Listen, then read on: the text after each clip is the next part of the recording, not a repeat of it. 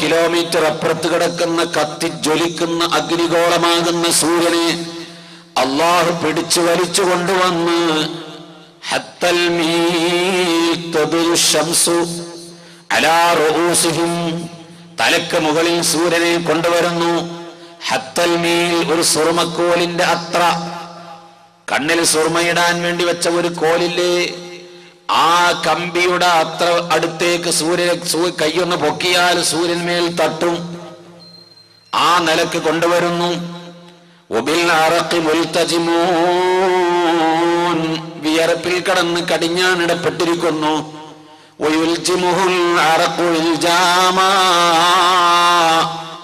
ദോഷത്തിന്റെ കാഠിന്യം അനുസരിച്ച് കാലിന്റെ ഞെരിയാണി വരെ വിയർപ്പിൽ കിടക്കുന്നവരുണ്ട്, കാൽമുട്ട് വരെ വിയർപ്പിൽ കിടക്കുന്നവരുണ്ട്, അരവരെ നടുവരെ വിയർപ്പിൽ കിടക്കുന്നവരുണ്ട്, മാറുവരെ വിയർപ്പിൽ കിടക്കുന്നവരുണ്ട്, കഴുത്ത് വരെ വിയർപ്പിൽ കിടക്കുന്നവരുണ്ട്. എത്ര കണ്ട് ദോഷമുണ്ടോ അതിനനുസരിച്ച് വിയർപ്പിൽ കിടന്ന് മുങ്ങിക്കളിക്കുകയാണ്. ഇത്ര തീഷ്ണമായ സൂര്യന്റെ ചൂടുകൊണ്ട് തിളച്ചു മറിയുന്ന വെള്ളമാണ്. ഇന്നലെ ഞാൻ പറഞ്ഞു, ഇനി മരിക്കാൻ പോകുന്നില്ല. എന്ത് ശിക്ഷയാണ് റബ്ബ് വെച്ചത് അത് അനുഭവിക്കുക തന്നെ. അവിടെ നമ്മുടെ ശരീരം കരിഞ്ഞു പോകുമല്ലോ, ഉരുകി ഒലിച്ചു പോകുമല്ലോ. മരിച്ചങ്ങ് കഴിഞ്ഞാൽ പിന്നെ ഒന്നും അറിയണ്ടല്ലോ എന്ന് ചിന്തിക്കുന്ന ദുന്യാവല്ല അത്. അവിടെ ഇനി നശിപ്പില്ല. ആ ജീവിതം തുടങ്ങിക്കഴിഞ്ഞാൽ അതിന് അവസാനമില്ല. അതുകൊണ്ട് തന്നെ ആ വിയർപ്പിൽ കിടന്നുകൊണ്ട് അവൻ കഷ്ടപ്പെടുക തന്നെ, വിയർപ്പിൽ കിടന്ന് മുങ്ങിക്കളിക്കുക തന്നെ, ഉരുകി ഒലിച്ചു കൊണ്ടിരിക്കുക തന്നെ.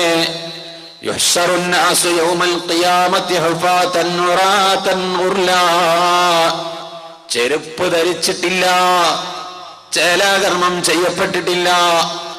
അല്ലാഹു സുബ്ഹാനഹു വ തആല ഒരു മനുഷ്യനെ സൃഷ്ടിച്ചത് ഏത് വിധത്തിലാണോ ആ വിധത്തിൽ തന്നെ അല്ലാഹു തആല പരലോകത്തവനെ ഹാജരാക്കുകയും ചെയ്യും. ഉമ്മ പടച്ചപ്പോൾ അലാ റബ്ബിക സഫൻ ലഖദ് ജിഅ്തുമൂനാ കമാ ഖലഖനാകും അവ്വല മറ. അല്ലാഹു സുബ്ഹാനഹു വ തആല മഹ്ശറിലേക്ക് കൊണ്ടുവരുന്നത് ഖുർആനിന്റെ പല ഭാഗങ്ങളിലും പറഞ്ഞിട്ടുണ്ട്. ഉമ്മ നമ്മെ പ്രസവിക്കുമ്പോ ചേലാകർമ്മം ചെയ്യപ്പെട്ടുകൊണ്ടല്ല, ചെരുപ്പ് ധരിച്ചുകൊണ്ടല്ല, വസ്ത്രം ധരിച്ചുകൊണ്ടല്ല, എല്ലാ ആണിനെയും പെണ്ണിനെയും ഈ വിധത്തിലാണ് മഹ്ശറിലേക്ക് കൊണ്ടുവരുന്നത്. ബഹുമാനപ്പെട്ട ആയിഷ ബീവി റളിയല്ലാഹു അൻഹ പറയുന്നു, വാ ഫളിഹതാ യാ റസൂലല്ലാഹ്, വല്ലാത്ത വഷളത്തരം തോന്നുന്നു നബിയേ, ഞങ്ങളുടെ ഔറത്ത് മറ്റുള്ളവർ കാണുകയില്ലേ. ആയിഷ ബീവിന്റെ ചിന്ത അങ്ങനെയാ പോയത്. വസ്ത്രമില്ലെന്ന് പറയുമ്പോ ഔറത്ത് കാണുകയില്ലേ? അല്ലാഹുവിന്റെ റസൂല് പറഞ്ഞു, ആയിഷ, ഔറത്ത് നോക്കുന്ന സമയമല്ലത്. ആരെത്ര സൗന്ദര്യമുള്ള ഔറത്താണെങ്കിലും അവന്റെ ഔറത്തിലേക്ക് നോക്കിയിട്ട് അവന്റെ നഗ്നത നോക്കുന്ന സമയമല്ല. ഒരു മനുഷ്യനും മറ്റൊരാളുടെ ഔറത്ത് നോക്കുകയില്ല. ഓരോ നഫ്സും അവന്റെ സ്വന്തം കാര്യത്തിൽ തന്നെ വേജാറിൽ കടന്ന് എങ്ങനെയെങ്കിലും രക്ഷപ്പെടുമോ എന്ന് ചിന്തിക്കുന്ന, രക്ഷപ്പെടാൻ എന്ത് മാർഗമുണ്ടെന്ന് ചിന്തിക്കുന്ന ഈ ഭീകരമായ അന്തരീക്ഷത്തിൽ മറ്റൊരാൾ ഔറത്ത് നോക്കുകയില്ല ആയിഷ. ഇത് പറയുമ്പോൾ ഒന്ന് മനസ്സിലാക്കണം, എല്ലാ മനുഷ്യന്മാരും വസ്ത്രം ഉരിഞ്ഞുകൊണ്ടല്ല നിൽക്കുന്നത്. ഇബ്രാഹിം, പരലോകത്ത് ജനങ്ങളെ കൊണ്ടുവരുന്ന സമയത്ത്, ജനങ്ങളെ മഹ്ശറിലേക്ക് കൊണ്ടുവന്നാൽ ആദ്യമായി വസ്ത്രം ധരിപ്പിക്കുന്നത് ഇബ്രാഹിം നബി അലൈഹിസ്സലാമിനാണ്. നബി സല്ലല്ലാഹു അലൈഹി വസല്ലമ മഹ്ശറിലേക്ക് വരുമ്പോൾ തന്നെ വസ്ത്രം ധരിച്ചുകൊണ്ടാ വരുന്നത്. അതിനുശേഷമുള്ള കഥയെ അവിടെ പറയേണ്ടതുള്ളൂ. അതാണ് അവ്വലുമാ യുക്സാ. അള്ളാഹുവിന്റെ റസൂലിന് ശേഷം നബി സല്ലല്ലാഹു അലൈഹി വസല്ലമ തങ്ങൾ മഹ്ശറിലേക്ക് വരുമ്പോൾ തന്നെ വസ്ത്രം ധരിച്ചുകൊണ്ടാ വരുന്നത്. മഹ്ശറിയിൽ വന്നതിന് ശേഷം വസ്ത്രം ധരിപ്പിക്കുന്നതിൽ ആദ്യത്തേത് ഇബ്രാഹിം നബി അലൈഹിസ്സലാമാണ്. അള്ളാഹു അവന്റെ അമ്പിയാക്കളെ വസ്ത്രം ധരിപ്പിക്കും. സ്വാലിഹീങ്ങൾക്ക് വസ്ത്രമുണ്ടാകും, ഔലിയാക്കന്മാർക്ക് വസ്ത്രമുണ്ടാകും. എല്ലാവരും ഉടുത്തതും അഴിച്ചിട്ടിട്ടല്ല നിൽക്കുന്നത്. അള്ളാഹുവിന്റെ ഇഷ്ടദാസന്മാരായ മെഹബൂബീങ്ങളായ ആളുകൾക്ക് അള്ളാഹു വസ്ത്രം ധരിപ്പിക്കും. ആദ്യം ധരിപ്പിക്കുന്നത് ഇബ്രാഹിം നബി അലൈഹി ഇസ്ലാമിനാണെന്ന് പറഞ്ഞപ്പോൾ തന്നെ അതിന് ശേഷം പിന്നെയും വസ്ത്രം വിതരണം ചെയ്യുന്ന സ്വഭാവം ഉണ്ടെന്ന് വരുന്നില്ലേ? അതേ ഹദീത്തിൽ തന്നെ പറഞ്ഞിട്ടുണ്ട്, സ്വാലിഹീങ്ങൾക്ക് വസ്ത്രമുണ്ടാകും, നഗ്നത മറച്ചുകൊണ്ട് നിൽക്കും. ആ കൂട്ടത്തിൽ അല്ലാഹു നമ്മെയും നമ്മുടെ ഭാര്യമാരെയും മക്കളെയും സഹോദരിമാരെയും ഉമ്മമാരെയും വേണ്ടപ്പെട്ടവരെ മുഴുവനും വസ്ത്രം ധരിച്ചു നിൽക്കുന്ന സ്വാലിഹീങ്ങളുടെ അണിയിൽ നിർത്തിത്തരുമാറാവട്ടെ. പ്രിയപ്പെട്ട സഹോദരങ്ങളെ, ആ നൃത്തം എത്ര കാലമാണ്? അല്ലാഹു സുബ്ഹാനഹു വ തആല തിരിഞ്ഞു നോക്കാത്ത നൃത്തമാണ്. കാന മിഖ്ദാറുഹു 50,000 സനത്തിൻ മിമ്മാ തഉദ്ദൂൻ. 50,000 കൊല്ലം എന്ന് പറഞ്ഞാൽ സൂര്യൻ ഉദിക്കുമ്പോഴല്ലേ കൊല്ലം മറിയുക? ദിവസങ്ങൾ മറിയണം, കൊല്ലം മറിയണമെങ്കിൽ ഇവിടെ രാവിലെ സൂര്യൻ ഉദിക്കുന്നു, വൈകുന്നേരം അസ്തമിക്കുന്നു. അസ്തമിച്ചാൽ രാത്രിയാകുന്നു. ഒരു രാത്രിയും ഒരു പകലും കഴിഞ്ഞു പോകുമ്പോൾ ഒരു ദിവസമാകുന്നു. ഇപ്പോൾ വഅദ് കഴിഞ്ഞു പോയിട്ട് 24 മണിക്കൂറായി. ഇന്നലെ നമ്മൾ ഇവിടുന്ന് പോയിട്ട് ഒരു രാവ് കഴിഞ്ഞു, ഒരു പകലും കഴിഞ്ഞു, ഒരു ദിവസം പിന്നിട്ടു. അങ്ങനെ ദിവസങ്ങൾ പിന്നിടണമെങ്കിൽ സൂര്യൻ ഉദിക്കുകയും അസ്തമിക്കുകയും ചെയ്യണ്ടേ? മഹ്ശറിൽ സൂര്യൻ ഉദിക്കുന്നോ അസ്തമിക്കുന്നോ നിന്ന നൃത്തമല്ലേ? പിന്നെ എങ്ങനെ അവിടെ ദിവസം മാറുന്നത്? പരലോകത്തിന്റെ ദിവസത്തിന്റെ ദൈർഘ്യം മനസ്സിലാക്കാൻ നമുക്ക് കഴിയില്ല. അവിടെ ദിവസങ്ങളുടെ എണ്ണം പറയാനും സാധ്യമല്ല. നമുക്ക് ഒരു ധാരണ കിട്ടാൻ വേണ്ടി ദുനിയാവിന്റെ കണക്ക് പറഞ്ഞു തന്നതാണ്. ദുനിയാവിലെ 50,000 കൊല്ലമാണ് മഹ്ശറിലെ ഒരു ദിവസം. ഒരു ദിവസമായി അവിടെ പരിഗണിക്കുന്നത്. അവിടെ രാവ് പകലില്ല, സൂര്യൻ അസ്തമിക്കലോ രാത്രിയാകലോ വൈകുന്നേരമാകുമ്പോ വിചാരണയൊക്കെ നിർത്തിവെച്ച് എല്ലാവരും കടന്നുറങ്ങും. പിറ്റേ ദിവസം രാവിലെ വീണ്ടും വിചാരണ തുടങ്ങും. മിനിഞ്ഞാന്നത്തെ ഫ്ലൈറ്റിന് കുറെ ആളുകൾ ഹജ്ജിന് കയറി, നാളത്തെ ഫ്ലൈറ്റിന് കുറെ ആളുകൾ പോകാനുണ്ട് എന്ന് പറയും പോലെ ഇന്നലത്തെ വിചാരണ പൂർത്തിയായി കുറെ ആളുകൾ സ്വർഗത്ത് പോയി. ഇന്ന് രാത്രി വിശ്രമം കിടന്നുറങ്ങുന്നു, നാളെ വിചാരണ നടക്കുന്നു. അങ്ങനെയെല്ലാം രാവില്ല പകലില്ല, ഒരേ നിലപാടാണ്. അങ്ങനെ നിലപാട് വരുമ്പോ അവിടുത്തെ സമയത്തിന്റെ ദൈർഘ്യത്തിന്റെ ഏകദേശം ഒരു രൂപം, ഒരു ഭാവന കിട്ടാൻ വേണ്ടി അല്ലാഹു തആല പറയുന്നു, ദുനിയാവിലെ 50,000 കൊല്ലം കഴിയുമ്പോഴാണ് മഹ്ശറിൽ ഒരു ദിവസം കഴിയുന്നത് എന്ന് പറഞ്ഞാൽ ഒരു ദിവസത്തിന്റെ ദൈർഘ്യം അത്രയാണ്. ഇത് എത്ര കാലം നിൽക്കേണ്ടി വരുമെന്ന് ഫിനിഷിംഗ് ഡേറ്റ് പറഞ്ഞിട്ടില്ല. എത്ര കാലേ നിൽക്കേണ്ടി വരുള്ളൂ. എത്രയാണോ ആ നൃത്തത്തിന്റെ കണക്ക് അല്ലാഹുവിനെ അറിയൂ. നിൽക്കുന്ന നൃത്തത്തിൽ ആദം നബി അലൈഹിസ്സലാമിനെ അല്ലാഹു തആല സൃഷ്ടിച്ച് ഭൂമിയിലേക്ക് പറഞ്ഞയച്ച് ആദം നബി അലൈഹിസ്സലാം വഫാത്തായി പോയി. വേറെ കുറെ അമ്പിയാക്കന്മാര് വന്നു. നൂഹ് നബി അലൈഹിസ്സലാം വന്നു, മൂസാ നബി അലൈഹിസ്സലാം, ഈസാ നബി അലൈഹിസ്സലാം വന്നു. കുറെ കാലങ്ങൾക്ക് ശേഷം അഷ്റഫുൽ ഖൽഖ് തങ്ങൾ വന്നു.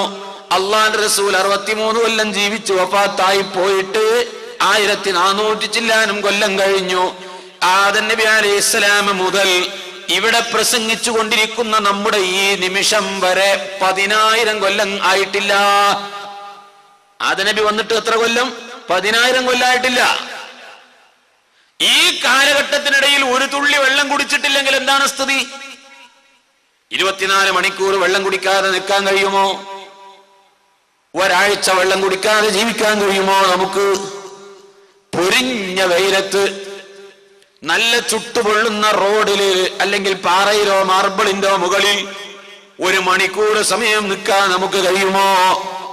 10 മണിക്കൂർ വെള്ളം കുടിക്കാതെ നിൽക്കാൻ പറ്റുമോ? 50,000 കൊല്ലം ഒരു മുറുക്ക് വെള്ളം കുടിക്കാതെ ഭക്ഷണമില്ലാതെ നിന്ന നൃത്തത്തിൽ നിൽക്കുമ്പോൾ ചുറ്റുഭാഗത്തും മലക്കുകൾ കൂടിയിട്ടുണ്ട്. സർവ മലക്കുകളെയും അല്ലാഹു ഹാജരാക്കി. ആ മനുഷ്യൻ ചെയ്തിരിക്കുന്ന തെറ്റുകുറ്റങ്ങൾ എന്തോ, നാം ഓരോരുത്തരും ചെയ്ത നന്മകളും തിന്മകളും എന്തെല്ലാമുണ്ടോ അതെല്ലാം ഹാജരാണ്. സർവ അമലുകളും തെറ്റുകളും ഹാജരാണ്. അത് ചെയ്ത സമയം ഹാജരാക്കും, ചെയ്ത സ്ഥലം, ചെയ്ത കാലം, അതിന് സാക്ഷികളായവർ മലക്കുകളുണ്ട്. നാം നന്മയും തിന്മയും ചെയ്തതിന് അംബിയാഇന്റെ പ്രവർത്തനമില്ലേ? ഒരു നബിയുടെ ഉപദേശമല്ലേ നാം നന്നായത്? ആ പ്രവാചകനെ കൊണ്ടുവന്ന് നിർത്തിയിട്ടുണ്ട്, മലക്കുകളെ കൊണ്ടുവന്ന് നിർത്തിയിട്ടുണ്ട്, എന്തെല്ലാം തൊണ്ടി സാധനങ്ങൾ അടക്കമുണ്ട്. വിഗ്രഹാരാധനകൾ നടത്തിയവർ, അല്ലാഹു അല്ലാത്തതിനെ ആരാധിച്ചവർ ആ വസ്തുക്കളെ ഹാജരാക്കുന്നു, വിഗ്രഹങ്ങളെ ഹാജരാക്കുന്നു, കരിങ്കല്ലുകളെ ഹാജരാക്കുന്നു, എല്ലാ വസ്തുക്കളെയും ഹാജരാക്കിയിട്ടുണ്ട്. നിഷേധിക്കാൻ ഒരാൾക്ക് കഴിയില്ല. ഈ നൃത്തം അങ്ങനെ നിന്ന് വിഷമിച്ചു നിൽക്കുമ്പോൾ എല്ലാ ജനങ്ങളും കൂടി പറയും, നമുക്കൊന്ന് പോയി നോക്കാം, ആദം നബി അലൈഹി ഇസ്ലാമിനോടൊന്ന് പറഞ്ഞു നോക്കാം. ബഹുമാനപ്പെട്ട ആദം നബിയെ, അങ്ങ് ഞങ്ങളുടെ വാപ്പയല്ലേ? അൻതാബുനാബുൽ ബശർ, ഞങ്ങളുടെ വാപ്പയാണ്, മനുഷ്യകുലത്തിന്റെ വാപ്പയാണ്. ഈ നിന്ന നൃത്തം എത്ര കാലമായി നിൽക്കാൻ തുടങ്ങിയിട്ട്, വെള്ളം കുടിക്കാനില്ലാതെ, ഭക്ഷണം കഴിക്കാനില്ലാതെ, ദാഹിച്ച് വിയർപ്പൊലിച്ച് ആ വിയർപ്പിൽ കിടന്ന് മുങ്ങിക്കളിച്ച് എത്ര കാലമായി നിൽക്കുന്നു. ചുട്ടുപൊള്ളുന്ന ചെമ്പിന്റെ മുകളിൽ, പഴുത്തു നിൽക്കുന്ന ലോഹത്തകിടിന്റെ മുകളിൽ ചെരുപ്പ് ധരിക്കാതെ നിന്ന് വിഷമിച്ചു പോയി. ഞങ്ങൾ ഇവിടെ നിന്ന് വിചാരണ ചെയ്ത് സ്വർഗത്തിലേക്കോ നരകത്തിലേക്കോ എവിടത്തേക്ക് വേണമെങ്കിലും ആക്കിക്കോട്ടെ, ഇവിടെ നിൽക്കാൻ വയ്യ, റബ്ബിനോട് ഞങ്ങൾ ഒന്ന് വിചാരണ ചെയ്യാൻ പറയൂ. ആദം നബി അലൈഹി സ്വലാം പറയുന്നു, ഇന്ന റബ്ബി ഖദ് ഗളബൽ യൗമ ഗളബൻ ശദീദൻ ലം യഗ്ളബ് മിത്ലഹു ഖബ്ലഹു. എന്റെ റബ്ബ് ഇന്നത്തെ പോലെ മുമ്പൊരിക്കലും എന്നോട് ദേഷ്യം പിടിച്ചിട്ടില്ല.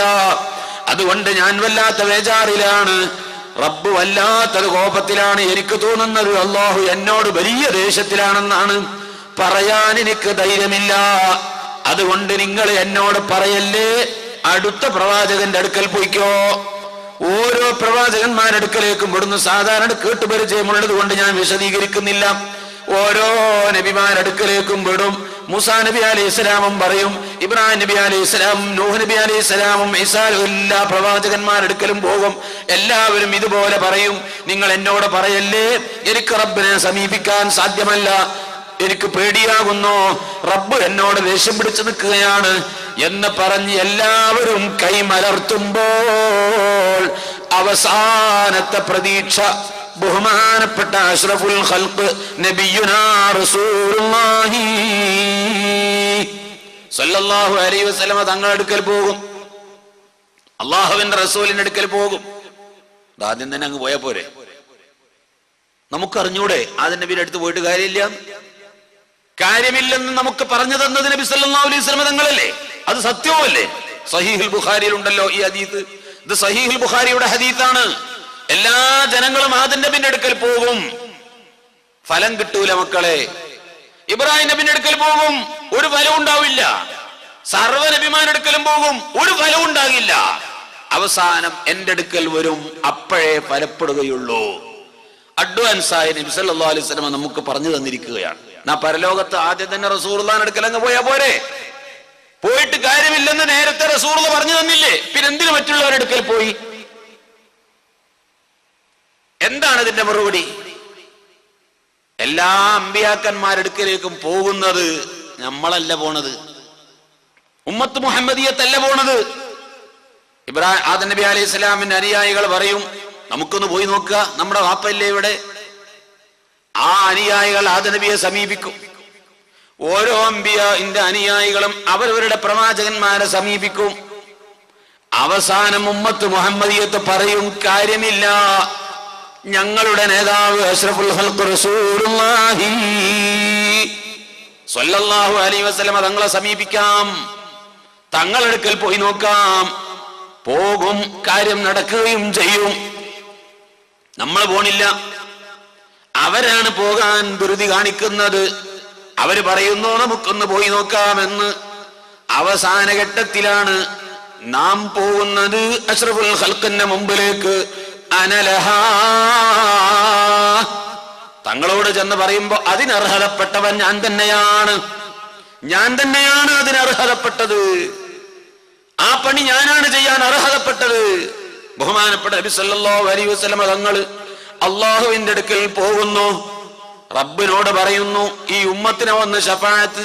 തങ്ങൾ പോയിട്ട് അർശിന്റെ താഴ്ഭാഗത്ത് സുജൂദിൽ കിടക്കുന്നു. സുജൂദിലേക്ക് അങ്ങ് വീഴുന്നതോടുകൂടി അല്ലാഹു തആല പറയുന്നു,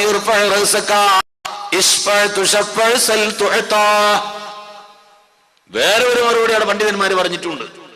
എല്ലാ ജനങ്ങളെയും അല്ലാഹു തആല അവിടെ നടത്തുന്നത് അഷ്റഫുൽ ഖൽഖിന്റെ സ്ഥാനം ഉയർത്തി കാണിക്കാനാണ്. നമുക്ക് ബോധ്യപ്പെടണം, എല്ലാ പ്രവാചകന്മാരും കൈയൊഴിച്ചു പോയി നോക്കി അനുഭവപ്പെട്ടില്ലേ? കാര്യം കിട്ടിയത് അഷ്റഫുൽ ഖൽഖിനെ കൊണ്ടല്ലേ? അപ്പോഴല്ലേ അഷ്റഫുൽ ഖൽഖ് ആകൂ, സൃഷ്ടികളിൽ ഏറ്റവും ഉന്നതനല്ലേ? അതാണെന്ന് അല്ലാഹു തആല പരലോകത്തും തെളിയിച്ചിരിക്കുകയാണ്. എല്ലാ അമ്പിയാക്കന്മാരും കൈയൊഴിച്ചു. അപ്പോഴാണ് അഷ്റഫുൽ ഖൽഖ് സല്ലല്ലാഹു അലൈഹി വസല്ലമ തങ്ങൾ അതിന് നമ്മിലേക്ക് തിരിയുന്നതും ശഫാഅത്തിന് വേണ്ടി പ്രവർത്തിക്കുന്നതും. അപ്പോൾ എല്ലാ പ്രവാചകന്മാരെക്കാളും ഉയർന്ന സ്ഥാനം അഷ്റഫുൽ ഖൽഖ് തങ്ങൾക്കാണ് എന്ന് ബോധ്യപ്പെടുത്താൻ, സർവ്വജനങ്ങളെയും ബോധ്യപ്പെടുത്താൻ, മറ്റുള്ളവരുടെ അടുക്കലൊക്കെ പോയി വന്നിട്ട് ലാസ്റ്റ് നബി തങ്ങളെ അടുക്കൽ ചെല്ലുന്നത്. ഇത് നേരത്തെ അല്ലാഹുവിന്റെ റസൂൽ പറഞ്ഞു തന്ന സ്ഥിതിക്ക് നമുക്ക് നേരത്തെ റസൂലുള്ളാഹിന്റെ അടുക്കലേക്ക് അങ്ങ് പോയാൽ മതി. അതിനവിടെ പോകുന്നത് ആദ്യം നമ്മളല്ല, മറ്റുള്ള ടീമുകളെ, മറ്റ് അമ്പിയാവിന്റെ ഉമ്മത്തുകളാണ് പോകുന്നത്. അല്ലാഹുവിന്റെ റസൂൽ അർശിന്റെ താഴ്ഭാഗത്ത് ചെന്നു, സുജൂദിൽ ചെന്ന് വീഴുന്നു. അല്ലാഹു പറയുന്നു തല ഉയർത്തും. ഇവിടെ സുജൂദ് കിടക്കേണ്ട സ്ഥലമല്ല, തല ഉയർത്തു. തങ്ങൾക്ക് എന്താ വേണ്ടത് ചോദിച്ചോ, തന്നേക്കാം. ബഹുമാനപ്പെട്ട നബി തങ്ങൾ പറയുന്നു, ഇവരെ ഒന്ന് ശഫാഅത്തിനെടുക്കണം, വിചാരണ ചെയ്യണം, എന്തെങ്കിലും ഒരു തീരുമാനം ഉണ്ടാക്കി കൊടുക്കണം. അപ്പോഴാണ് അല്ലാഹു തആല വിചാരണക്ക് നീങ്ങുന്നത്. വിചാരണക്ക് തിരിയുമ്പോൾ ആദ്യമായി മഹ്ശറിൽ കേൾക്കുന്ന ശബ്ദം എന്താണ്? അല്ലാഹു നമ്മിലേക്ക് തിരിഞ്ഞു നോക്കിയിട്ടില്ലെന്ന് പറഞ്ഞാൽ അവഗണിച്ച് തള്ളിയിരിക്കുകയല്ല. നമ്മെ രക്ഷപ്പെടുത്താനോ അല്ലെങ്കിൽ നമ്മെ എന്തെങ്കിലും ഒരു തീരുമാനമാക്കി വിടാനോ ഉള്ള തിരുനോട്ടം നോക്കിയിട്ടില്ല. ഓരോ മനുഷ്യനും തോന്നും, അല്ലാഹു ഇന്ന് ഏറ്റവും കൂടുതൽ ശ്രദ്ധിക്കുന്നത് എന്നെയാണ്. ഈ 50,000 കൊല്ലവും ഞാൻ ചിന്തിക്കുന്നു, റബ്ബ് നോക്കുന്നത് എന്നെയാണ്. ഞാൻ എന്താ ചെയ്യണത്? ഞാൻ എങ്ങോട്ടാ തിരിയുന്നത്? അല്ലാഹു ഈ കണ്ട ജനങ്ങളെ ഒന്നും നോക്കുന്നില്ല, എന്നെ മാത്രമാണ് റബ്ബ് നോക്കുന്നത്. എന്നെ എന്തോ ചെയ്യാനാണ് റബ്ബിന്റെ തീരുമാനം എന്ന് ഓരോ മനുഷ്യനും തോന്നത്തക്ക വിധത്തിൽ അല്ലാഹു സുബ്ഹാനഹു വ തആല ഓരോരുത്തരിലേക്കും നോക്കും. അപ്പൊ റബ്ബ് തിരിഞ്ഞു നോക്കുന്നില്ലെന്ന് പറഞ്ഞതിന്റെ അർത്ഥം ഇതൊന്ന് വിചാരണക്കെടുക്കുന്നില്ല, ഇത് പരിഹാരമാക്കുന്നില്ല. ഇവിടെ നബിതങ്ങൾ ഇടപെട്ടു, അല്ലാഹുവിന്റെ റസൂൽ ഇടപെട്ടപ്പോൾ അല്ലാഹു ദാ തീരുമാനം പ്രഖ്യാപിക്കുന്നു, തീരുമാനത്തിലേക്ക് പോകുന്നു. ആദ്യത്തെ അനൗൺസ്, മഹ്ശറിൽ കേൾക്കുന്ന ആദ്യത്തെ അനൗൺസ് എന്താണ്? ഈ വഅള് സമാപിക്കുമ്പോ ചെയ്യാത്ത ആരെങ്കിലും നമ്മുടെ കൂട്ടത്തിൽ ഉണ്ടെങ്കിൽ ഒട്ടുമിക്ക ആളുകളും ചെയ്യുന്നവർ തന്നെയാണെന്നാണ് എന്റെ വിശ്വാസം. ധാരാളം ആലിമീങ്ങളുണ്ട്, അനേകം മുതഅല്ലിമീങ്ങളുണ്ട്, അനേകം വയസ്സന്മാരുണ്ട്, അനേകം പ്രായം ചെന്ന ഉമ്മമാരുണ്ട്, ഹജ്ജ് ചെയ്തവരുണ്ട്. ഞാൻ വിശ്വസിക്കുന്നു അവരൊക്കെ അത് ചെയ്ത്, പ്രത്യേകിച്ചും ഹജ്ജിന് പോകുമ്പോൾ മക്കയിൽ നിന്നൊക്കെ ചെയ്ത് ശീലിച്ച് തുടങ്ങി വെച്ചിട്ടുണ്ടാകും. പിന്നെ അത് മുടക്കാതെ അങ്ങ് നിലനിർത്തുന്നുണ്ടാകും എന്ന് തന്നെയാണ് ഞാൻ വിശ്വസിക്കുന്നത്. പടച്ചവനെ, ആദ്യമായി മഹ്ശറിൽ കേൾക്കുന്ന അനൗൺസ്, അയ്നല്ലദീന കാനത് തതജാഫാ ജുനൂബുഹും അനിൽ മളാജിഇ യദ്ഊന റബ്ബഹും ഖൗഫൻ വതമആ. തഹജ്ജുദ് നിസ്കരിച്ച ആളുകൾ എവിടെ? ഇങ്ങോട്ട് വരൂ. ഇതാണ് മഹ്ശറിൽ ആദ്യം കേൾക്കുന്ന ശബ്ദം. അള്ളാന്റെ റസൂൽ ശഫാഅത്തിന് വേണ്ടി അള്ളാന്റെ മുമ്പിൽ ചെന്നിട്ട് ശഫാഅത്ത് ചെയ്യുന്നു. ഈ ജനങ്ങളെ രണ്ടാലൊരു തീരുമാനമാക്കണേ എന്ന്. ഇതാണ് ആദ്യത്തെ ശഫാഅത്ത്. ഈ ശഫാഅത്ത് ആർക്കെല്ലാം കിട്ടും? അബൂജാഹിലിനും കിട്ടും. വിചാരണക്കെടുക്കണമെന്നല്ലേ പറയുന്നത്? അതെല്ലാവർക്കും ലഭിക്കും, സർവ്വജനങ്ങൾക്കും ലഭിക്കും. ആ ശഫാഅത്തല്ല നമ്മൾ ചോദിക്കുന്നത്. ബാങ്ക് വിളിച്ചു കഴിഞ്ഞാൽ അല്ലാഹുവിനോട് നമ്മൾ ചോദിക്കുന്നില്ലേ, അല്ലാഹുമ്മ റബ്ബ ഹാദിഹി ദഅവതി തമ്മ വസ്സലാത്തിൽ ഖായിമ ആതി സയ്യിദനാ മുഹമ്മദനിൽ വസീലത വൽ ഫളീലത വദ്ദറജത റഫീഅത വബഅതുഹു മഖാമൻ മഹ്മൂദൻ الذي വഅദതഹു വർസുഖ്നാ ശഫാഅതഹു. അല്ലാഹുവിന്റെ റസൂലിന്റെ ശഫാഅത്ത് ഞങ്ങൾക്ക് തരണേ അല്ലാഹ് എന്ന് ചോദിക്കുന്ന ശഫാഅത്ത് ഇതല്ല. ഇത് ചോദിക്കാതെ തന്നെ കിട്ടും. ഇത് അബൂജഹലിനും കിട്ടും, ഉത്ബത്തിനും വലീദിനും ശൈബത്തിനും കിട്ടും, മറുവശത്ത് മുഅ്മിനീങ്ങൾക്കും കിട്ടും. അല്ലാഹുവിന്റെ റസൂൽ ആവശ്യപ്പെടുന്നത് ഇത് വിചാരണക്കെടുക്കണമെന്നാണ്. നാം ചോദിക്കുന്ന ശഫാഅത്ത് അതല്ല താനും. അത് ഇൻഷാ അല്ലാഹ് പിന്നീട് പറയാം. ബഹുമാനപ്പെട്ട പ്രിയപ്പെട്ട മുഅ്മിനീങ്ങളെ, റസൂലുള്ളാഹി പറയുന്നു, ആദ്യത്തെ അനൗൺസ് തഹജ്ജുദ് നിസ്കരിച്ചവരെവിടെ? ഇങ്ങോട്ട് വരൂ. വഹും ഖലീൽ, കുറച്ച് ആളുകളെ ഉണ്ടാകൂ. അവര് മഹ്ശറയുടെ അപ്പുറത്തുനിന്നും 4 ഭാഗങ്ങളിൽ നിന്നും ഇങ്ങോട്ട് ഒരുമിച്ച് കൂടിയിട്ട് കുറഞ്ഞ ആളുകൾ ഒരു സംഘമായിട്ട് ഇങ്ങോട്ട് വരും. അവര് വന്ന് അള്ളാഹുവിന്റെ മുമ്പിൽ വന്ന് നിൽക്കുമ്പോ, നിങ്ങൾ സ്വർഗത്തിൽ പോയിക്കോ, നിങ്ങളോട് എനിക്ക് ഒന്നും ചോദിക്കാനില്ല. അത്ര പുണ്യമാണ് തഹജ്ജുദ് നിസ്കാരം. ഹിസാബ് കൂടാതെ, മഹ്ശറയിലെ തുടർ നടപടികൾ അറിയാതെ, വിചാരണയെ നേരിടേണ്ടതില്ലാതെ, ഒരു ബുദ്ധിമുട്ടും അനുഭവിക്കാതെ ഈ ജനങ്ങളെ, ഈ തഹജ്ജുദ് നിസ്കരിച്ച ആളുകളെ അല്ലാഹു തആല സ്വർഗത്തിലേക്ക് പറഞ്ഞേക്കും. അല്ലാഹു അക്കൂട്ടത്തിൽ നമ്മളെ പെടുത്തുമാറാവട്ടെ. തഹജ്ജുദ് നിസ്കരിക്കണം. മഹ്ശറിൽ കിട്ടുന്ന ഏറ്റവും വലിയൊരു അനുഗ്രഹവും ഉപകാരവുമാണത്. എന്താ നിസ്കാരം? ഒന്ന്, ഉറങ്ങിയതിന് ശേഷമുള്ള നിസ്കാരമാണ്. രാത്രി ഉറങ്ങിയതിന്റെ ശേഷമുള്ള നിസ്കാരമാണ്. ഒരാൾ രാത്രി ഉറങ്ങിയില്ലെങ്കിലോ, ഈ വഅദ് സുബഹി വരെ അങ്ങ് തുടർന്നു. കസേരയിൽ ഇരുന്ന് ഉറങ്ങുന്ന ആളുകൾക്ക് തഹജ്ജുദ് നിസ്കരിക്കാം. സുബഹിക്ക് മുമ്പ് 2 റക്അത്ത് നിസ്കരിക്കാൻ അവസരം കിട്ടിയാൽ. ഉറങ്ങാതെ വഅദ് പറയുകയും കേൾക്കുകയും ചെയ്യുന്നവർക്ക് സുബഹിന്റെ വാങ്കങ്ങ് കേട്ടു, വഅദ് നിർത്തി, തഹജ്ജുദില്ല. ഉറങ്ങിയാലേ തഹജ്ജുദുള്ളൂ. ഉറങ്ങി എഴുന്നേറ്റതിന് ശേഷം ഏറ്റവും നല്ലത് രാത്രി ഒരു 12 മണിക്ക് ശേഷമാകലാണ്. രാത്രി 8 മണിക്ക് ഉറങ്ങി, 9 മണിക്ക് ഉറങ്ങി, 10 11 മണിക്ക് ഉണർന്നു, അയാൾക്ക് തഹജ്ജുദ് നിസ്കരിച്ചുകൂടെ? തഹജ്ജുദ് നിസ്കരിക്കുന്നതിന് വിരോധമില്ല. പക്ഷേ ഏറ്റവും പുണ്യം ഒരു 12 മണിയെങ്കിലും കഴിയണം. ഏറ്റവും നല്ലത് അങ്ങനെയാണ്. കുറച്ചുകൂടി നല്ലത് രാത്രിയുടെ അവസാന ഭാഗത്തേക്കാകലാണ്. ഏറ്റവും ശ്രേഷ്ഠത സുബഹിക്ക് അല്പം മുമ്പ് എഴുന്നേറ്റ് വുളു ചെയ്ത് തഹജ്ജുദ് നിസ്കരിച്ചുകൊണ്ട് സുബഹി ബാങ്കിനെ കാത്തിരിക്കുന്ന രംഗമാണ് തഹജ്ജുദ് നിസ്കാരത്തിൽ ഏറ്റവും പുണ്യമുള്ള രൂപം. ആ തഹജ്ജുദ് നിസ്കാരം, ഉറങ്ങി എഴുന്നേറ്റ് നിസ്കരിക്കുന്ന നിസ്കാരം, നമുക്ക് ഉറക്കം ഉണരാൻ മാർഗമില്ല. ഉണരണമെന്ന് വിചാരിച്ചാ കിടക്കുന്നത്, പക്ഷേ ഉണരുന്നില്ല. എന്തു ചെയ്യാനാണ് ഉസ്താദേ, ഉറക്കം ഉണരുന്നില്ല? എന്തെല്ലാം ഉപകരണങ്ങൾ നമ്മുടെ വീടുകളിൽ വാങ്ങിവെച്ചിട്ടുണ്ട്. എത്ര കാശ് മുടക്കി എന്തെല്ലാം ഉപകരണങ്ങൾ വാങ്ങിയിട്ടുണ്ട്. അത്രയൊന്നും വിലയില്ലല്ലോ ഒരു ടൈമീസ് വാങ്ങാൻ, ഒരു അലാറം അടിച്ച് ശബ്ദമുണ്ടാക്കുന്ന യന്ത്രം വാങ്ങാൻ. അത്രയൊന്നും കാശ് വേണ്ടല്ലോ. മൊബൈൽ ഫോണിൽ അലാറ സൗകര്യങ്ങളില്ലേ? എന്തെല്ലാം സംവിധാനമുള്ള മൊബൈലുണ്ട്. സുബഹിക്ക് അല്പം മുമ്പ് വിളിച്ചുണർത്താൻ പറ്റിയ ഒരു അലാറം വെച്ചുകൊണ്ട്, അതിനത് തലന്റെ ചുവട്ടിലാ വെച്ചാ തന്നെ ആ കിടക്കുന്നിടത്ത് കിടന്നിട്ട് അതങ്ങ് ഓഫാക്കി പിന്നെയും കിടന്നുറങ്ങും ചെയ്യും. അലാറം വെച്ചിട്ട് എന്താ കാര്യം? കുറച്ച് ദൂരത്ത് വെക്കണം. ശല്യം ചെയ്യുന്ന വിധത്തിലുള്ള ശബ്ദവും വേണം. കിടക്കാൻ സമ്മതിക്കരുത്. അത് പിന്നെയും പിന്നെയും പിന്നെയും അടിച്ചുകൊണ്ടേയിരിക്കണം. അപ്പോൾ എഴുന്നേൽക്കും. എഴുന്നേറ്റിട്ട് ദൂരത്തുള്ള ആ ശല്യം തീർക്കാൻ അവിടെ ചെന്നുകൊണ്ട് ഓഫാക്കാൻ എഴുന്നേറ്റ് കഴിഞ്ഞാൽ, അവിടെ ചെന്ന് ഓഫാക്കി തിരിച്ചു വരുമ്പോഴേക്ക് പടച്ചവനെ, തഹജ്ജുദിന്റെ സമയമല്ലേ. നാളെ പരലോകത്ത് ഹിസാബ് കൂടാതെ സ്വർഗത്തിലേക്ക് പോകാൻ പറ്റിയ അമലല്ലേ തഹജ്ജുദ്. ആ തഹജ്ജുദ് നിസ്കാരം നിർവഹിച്ചു കഴിഞ്ഞാൽ എന്തൊരു നേട്ടമാണ് കിട്ടാനുള്ളത് എന്നാലോചിക്കാനുള്ള ഒരു ടൈം നമുക്ക് കിട്ടും. അതാലോചിക്കുമ്പോ പിന്നെ കിടന്നുറങ്ങാൻ തോന്നൂല. ഉടനെ തന്നെ ചെന്ന് കണ്ണും മുഖവും കഴുകിയാൽ അവന്റെ ഉറക്കമങ്ങ് പോകും. ഒരു 4 അടി അങ്ങോട്ടും ഇങ്ങോട്ടും നടന്നാൽ ശരിക്കും ഉറക്കം പോയി. തഹജ്ജുദ് നിസ്കരിച്ചുകൊണ്ട് ആ പാതിരാവിൽ ഏകാന്ത ഹൃദയത്തോടു കൂടി അല്ലാഹുവിലേക്ക് കൈമലർത്തി പ്രാർത്ഥിക്കാം. ദോഷങ്ങൾ പൊറുക്കാൻ കരയാൻ പറ്റിയ ഏറ്റവും നല്ല ടൈം, ദുആക്ക് ഉത്തരം കിട്ടുന്ന ഏറ്റവും നല്ല ടൈം ആ സമയത്ത്.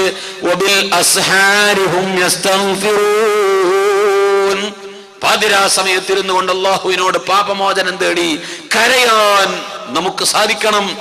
ഈ വഅലിന്റെ വിജയം പറയുന്ന എനിക്കും കേൾക്കുന്ന നിങ്ങൾക്കും തഹജ്ജുദ് നിസ്കരിക്കാത്ത വല്ല ആണും പെണ്ണും ഈ കൂട്ടത്തിലുണ്ടെങ്കിൽ ഈ വാള് കൊണ്ട് കിട്ടുന്ന ഏറ്റവും വലിയ അനുഗ്രഹം നാളെ മഹ്ശറാവൻ സഭയിൽ വിചാരണ കൂടാതെ രക്ഷപ്പെടാൻ പറ്റിയ അമലാകുന്ന തഹജ്ജുദ് നിലനിർത്താൻ ഈ സദസ്സ് നമുക്ക് അല്ലാഹു കാരണമാക്കി തരുമാറാവട്ടെ. ഇവിടുന്ന് അങ്ങോട്ട് ഇനി തഹജ്ജുദ് നിസ്കാരം മുടക്കരുത്. സുബഹിക്ക് അല്പം മുമ്പ് എഴുന്നേൽക്കും. രാത്രി കുറച്ച് നേരത്തെ കിടന്നുറങ്ങിയാൽ മതി. എന്നാ ഇതൊന്നൊരു പ്രശ്നവുമില്ല. ഇത് കിടന്നുറങ്ങുന്നത് എപ്പോഴാണ്? 12 മണിക്ക് വിളിച്ചു നോക്കിയാലും ആള് ഹയാത്തോടുകൂടി നടക്കുകയാണ്. 1 മണിക്ക് മൊബൈലിൽ നിന്ന് അടിച്ചു നോക്കിയാലും ആള് വളരെ സന്തുഷ്ടനാണ്. 2 മണിക്ക് വിളിച്ചാലും കിടന്നുറങ്ങുന്നത് എപ്പോഴാ? 4 മണിക്ക്, 3 മണിക്കോ 4 മണിക്കോ അങ്ങ് കിടന്നുറങ്ങും. കിടന്നുറങ്ങിയിട്ട് ആ മനുഷ്യൻ സുബഹിക്ക് വാങ്ങി കൊടുക്കുന്നത് അറിയില്ല. സുബഹിക്ക് ആ മനുഷ്യൻ എല്ലാവരും നിസ്കരിക്കുമ്പോൾ കൂർക്കം വലിക്കുന്നു. അള്ളാഹിന്റെ മലക്കുകൾ നിസ്കരിക്കുന്നു, അവൻ കൂർക്കം വലിക്കുന്നു. 8 മണിക്ക് ഓഫീസിൽ പോകാനാ ഉണരുന്നത്. ഒരു വാപ്പ ഗൾഫിൽ ചെന്ന് നോക്കിയാൽ തന്റെ മകൻ നാട്ടിൽ നിന്ന് സുബഹിക്ക് എഴുന്നേൽക്കാത്ത മകനതാ സുബഹിക്ക് മുമ്പ് എഴുന്നേറ്റ് കുളിച്ച് വൃത്തിയായ ഡ്രസ്സ് മാറി പോകുന്നു. എന്താ എന്റെ മോൻ നന്നായല്ലോ, ഡ്യൂട്ടിക്ക് പോകാനുള്ളത് കൊണ്ടാ നേരത്തെ എഴുന്നേറ്റത്. വെള്ളിയാഴ്ച ചെന്ന് നോക്കണം. ഡ്യൂട്ടിക്ക് പോകാനില്ലാത്ത ദിവസം ഇതുപോലെ നേരത്തെ എഴുന്നേൽക്കുന്നുണ്ടോ? അപ്പൊ ഉണരുന്നത് അല്ലാഹുവിന് വേണ്ടിയല്ല, ദുന്യാവിന് വേണ്ടി ഉണരാൻ നമുക്ക് കഴിയും. ദുനിയാവിന് വേണ്ടി ഉണരാനുള്ള സംവിധാനങ്ങളുമുണ്ട്. അല്ലാഹുവിന് വേണ്ടി ഉണർന്ന് എന്റെ പരലോകം രക്ഷപ്പെടുത്താ ഞാനെന്ന് ഉണരട്ടെ, എനിക്ക് സ്വർഗം നിഷേധിക്കുന്ന ഇബ്ലീസിനെ അട്ടിയോടിക്കട്ടെ എന്ന് ചിന്തിച്ചുകൊണ്ട് സുബഹിക്ക് ഉണരാൻ ഇനിയെങ്കിലും നമ്മൾ ശ്രമിക്കണം. സുബഹിക്ക് കിടന്നുറങ്ങുന്നത് പട്ടിയുടെ സ്വഭാവമാണ്. പട്ടികൾ സുബഹി വരെ റോട്ടുമ്മൽ കാണും. ബസ്സിലും കാറിലും വാഹനത്തിലൊക്കെ യാത്ര ചെയ്യുമ്പോൾ രാവിലെ വരെ പട്ടികളും നായ്ക്കളും ഇങ്ങനെ കിടന്ന് ഓടിക്കളിക്കും. സുബഹിന്റെ ബാങ്കിന് അല്പം മുമ്പ് അവരങ്ങ് കിടന്നുറങ്ങും. പട്ടികൾ അങ്ങനെയാ. അതേ സമയത്ത് ആട് അങ്ങനെയല്ല. ആടുകൾ നേരത്തെ കിടന്നുറങ്ങും. സുബഹിക്ക് അല്പം മുമ്പ് എഴുന്നേറ്റിട്ട് ആടുകളെ വളർത്തുന്ന കൂട്ടിൽ നിന്ന് പിടപെട ശബ്ദം കേൾക്കും. അവൻ ആ തല കിടന്ന് അടിക്കുന്നത് കൊണ്ട് ആ ചെവികൾ രണ്ടും തമ്മിലടിക്കുന്ന ശബ്ദം കൂട്ടിൽ നിന്ന് എഴുന്നേറ്റ് നിന്ന് തലയൊക്കെ ഒന്ന് കുടഞ്ഞ് ഉറക്കൊക്കെ ശരിക്കൊന്ന് ഉണർന്ന് സുബഹിക്ക് മുമ്പ് കൂടുകളിൽ നിന്ന് ഉണർന്നിട്ട് എഴുന്നേൽക്കുന്ന ജീവിയാണ് ആട്. വളരെ വലിയ ബർക്കത്തുള്ള ജീവിയാ. ആടിന് മേക്കാത്ത അമ്പിയാക്കന്മാരാരുള്ളത്? ബർക്കത്തുള്ള ജീവിയാണ് ആട്. ആടിന്റെ സ്വഭാവമാണ് നമുക്ക് വേണ്ടത്. അതുകൊണ്ടാണല്ലോ ആടിനെ എല്ലാ അമ്പിയാക്കന്മാരും ആടിനെ മേക്കാൻ പോയല്ലോ. ഒരു ബർക്കത്തുള്ള ജീവി തന്നെയാണ്. അമ്പിയാവിന് മേക്കാൻ അള്ളാഹു നിശ്ചയിച്ചു കൊടുത്ത ജീവി എന്നതുകൊണ്ട് തന്നെ ബർക്കത്തുള്ള ജീവിയാണ്. സുബഹിക്ക് മുമ്പ് ഉണരും. അത് വീട്ടിലുണ്ടായാലും വലിയ ബർക്കത്താ. അതേസമയം പട്ടികളോ തീരെ ഒരു ബർക്കത്തില്. ഇബ്ലീസ് തുപ്പിയതിൽ നിന്ന് പടച്ചതല്ലേ. ആദം നബി അലൈഹിസ്സലാമിനെ സ്വർഗത്തിന്റെ വാതിൽക്കൽ അല്ലാഹു തആല പടച്ച് 40 കൊല്ലം ഒരു മണ്ണിന്റെ കൂടായിട്ട് അവിടെ ഇട്ടു. അന്ന് ഇബ്ലീസ് എന്നുള്ള പേര് വന്നിട്ടില്ലല്ലോ. ഈ ചങ്ങാതി മലക്കുകളുടെ ഉസ്താദല്ലേ. മലക്കുകളുടെ ഉസ്താദായ ഇവൻ സ്വർഗത്തിലേക്ക് ഇങ്ങനെ പോയി വരികയൊക്കെ ചെയ്യുമ്പോ ആ സ്വർഗത്തിന്റെ പടിവാതിൽക്കൽ ഒരു മനുഷ്യൻ കിടക്കും. ഇതാണിപ്പോ അള്ളാഹ് പടക്കാൻ പോകുന്ന ആള് എന്ന് പറഞ്ഞ് കാർക്കിച്ച് തുപ്പി. ആ തുപ്പിയത് ഇങ്ങനെ നുള്ളിയെടുത്തിട്ട് അതങ്ങ് വലിച്ചെറിഞ്ഞിട്ട് അതുകൊണ്ട് ആ നായനെ സൃഷ്ടിച്ചത്. അതാണത്രേ നമ്മുടെ പുക്കിളിന്റെ ഭാഗത്തൊരു കുഴി വന്നത്. അവിടെയാണ് അവൻ തുപ്പിയത്. ആ തുപ്പിയത് ഇങ്ങനെ നുള്ളിയെടുത്തിട്ട് അതങ്ങ് വലിച്ചെറിഞ്ഞിട്ട് അതുകൊണ്ട് ആ നായനെ സൃഷ്ടിച്ചത്. അതാണത്രേ നമ്മുടെ പുക്കിളിന്റെ ഭാഗത്തൊരു കുഴി വന്നത്. അവിടെയാണ് അവൻ തുപ്പിയത്. അപ്പൊ ഇതിൽ നിന്നല്ലേ ആ പട്ടിനെ പടച്ചത് അല്ലാഹു തആല. അതിനെ കുരുത്തക്കേട് അങ്ങനെ തന്നെയല്ലേ ഉണ്ടാവുള്ളൂ. സഹോദരങ്ങളെ, നേരത്തെ കിടന്നുറങ്ങണം. അല്ലാഹുവിന്റെ റസൂൽ പറഞ്ഞു, ഇശാക്ക് ശേഷം ഇൽമിയായ ഇങ്ങനത്തെ സംസാരങ്ങൾക്ക് വിരോധമില്ല. അല്ലാതെ വെറുതെ ഇരുന്ന് സൊറ പറയുന്നത് റസൂലുള്ള വെറുത്ത സംഗതിയാ. വേഗം കിടന്നുറങ്ങുക. ഇശാ നിസ്കാരം കഴിഞ്ഞാൽ എന്താ പരിപാടി? ഇശാ ജമാഅത്ത് കഴിഞ്ഞ് വന്ന് ഹദ്ദാദ് കഴിഞ്ഞാൽ വീട്ടിലുള്ള ഭാര്യയും മക്കളും എല്ലാം കൂടി ഭക്ഷണം കഴിച്ച് എത്രയും പെട്ടെന്ന് കിടന്നുറങ്ങിക്കഴിഞ്ഞാൽ സുബഹിക്ക് നേരത്തെ ഉണരാം. നല്ല ബർക്കത്തുള്ള സമയമാണ്. വിദ്യാർത്ഥികൾക്ക് പഠിക്കാൻ പറ്റിയ സമയമാണ്. സുബഹി നിസ്കാരം കഴിഞ്ഞ് കുറച്ച് സമയം ഇരുന്ന് ഖുർആൻ ഓതിയിട്ട് സ്കൂളിലേക്കുള്ളത് പരീക്ഷക്കുള്ളത് വായിച്ചിട്ട് പരീക്ഷയ്ക്ക് പോയി നോക്കൂ. രാത്രി ഉറക്കമൊഴിച്ച് 2 മണി വരെ വായിക്കാണ്. എന്നിട്ട് 2 മണിക്കോ 3 മണിക്കോ കിടന്നുറങ്ങാണ്. സുബഹി ഖലാക്കി എഴുന്നേറ്റിട്ട് പരീക്ഷയ്ക്ക് പോകുന്നു. ആ പരീക്ഷയിൽ എന്ത് ബർക്കത്താ ഉള്ളത്? അതേ സമയത്ത് ഭക്ഷണം കഴിച്ച ഹദ്ദാദ് ഓതി കുറച്ചെന്തെങ്കിലുമൊക്കെ വായിക്കണമെങ്കിൽ വായിച്ച് വേഗം അങ്ങ് കിടന്നുറങ്ങുക, കൂടുതൽ വൈകാതെ.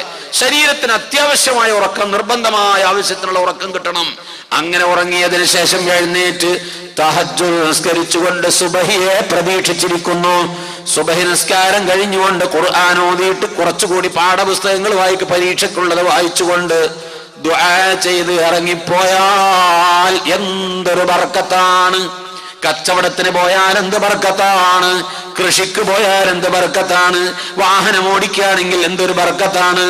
എല്ലാ നന്മക്കും ബർക്കത്തുള്ള സംഗതിയല്ലേ അത്. സുബഹി നിസ്കരിക്കാത്തവന് നഹ്സാണെന്ന് നബിയുനാ റസൂലുള്ളാഹി. സുബഹി ഖളാക്കിയവന് അന്നത്തെ ദിവസം നഹ്സു തന്നെ. ചുരുക്കത്തിൽ ഞാൻ പറഞ്ഞു വരുന്നത് തഹജ്ജുദ് നിസ്കാരം നിലനിർത്തണം. ബഹുമാനപ്പെട്ട അബൂ യസീദുൽ ബിസ്താമി റളിയല്ലാഹു അൻഹു ഒരു ദിവസം തണുത്ത വെള്ളം കുടിച്ചു, ഒരു ഗ്ലാസ് തണുത്ത വെള്ളം കുടിച്ചു. താരങ്ങ് കിടന്നു ഉറങ്ങിപ്പോയി. അന്ന് തഹജ്ജുദ് കിട്ടിയില്ല. സുബഹിന്റെ ബാങ്ക് വിളിച്ചപ്പോഴാ ഉണർന്നത്.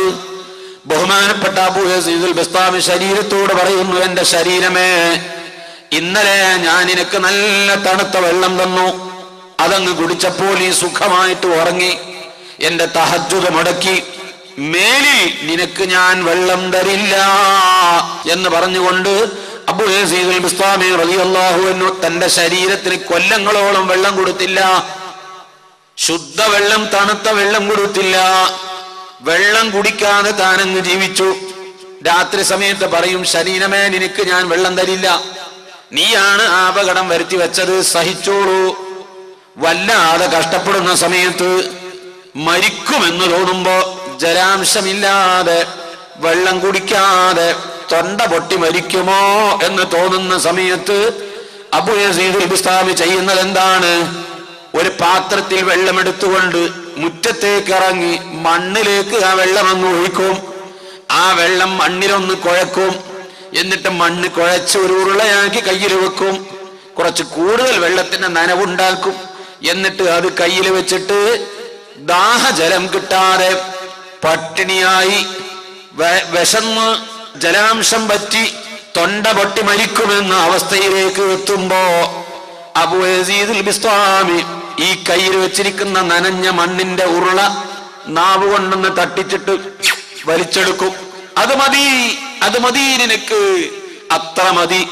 ശരീരമേ, എനിക്ക് ഹിസാബ് കൂടാതെ സ്വർഗത്തിലേക്ക് പോകാൻ പറ്റിയ അമല് ഞാൻ പതിവാക്കി പോരുന്നവനാണ്. ഒരു ദിവസം നിനക്ക് വെള്ളം തന്ന കാരണത്താൽ നീ എനിക്ക് സുഖമായി എന്റെ ശരീരത്തെ ഉറക്കിക്കളഞ്ഞു. അത് കാരണം എന്റെ തഹജ്ജുദ് മുടങ്ങി. ഇനി മേലിൽ നിനക്ക് ഞാൻ വെള്ളം തരില്ല എന്ന് പറഞ്ഞ് അബൂ യസീദുൽ ബസ്താമി റളിയല്ലാഹു അൻഹു മരണം വരെ തന്റെ ശരീരത്തിന് വെള്ളം കൊടുത്തില്ല. ശരീരത്തെ ശരിക്കും അങ്ങ് സൂക്ഷിച്ചു. ശരിക്കും ശരീരത്തെ അങ്ങ് പാകപ്പെടുത്തി. അവരുടെ നഫ്സിനെ